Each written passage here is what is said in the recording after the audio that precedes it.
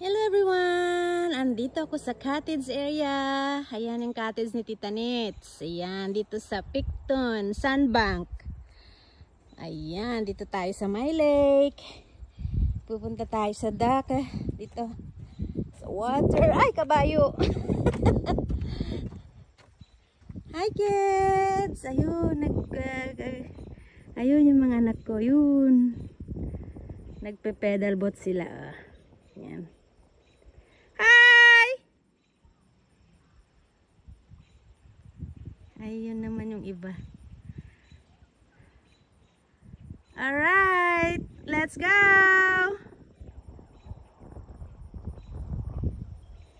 Andun sila. Ayan, Ayan, let's go and grow! Sana magustuhan ninyo everyone! Cottage life.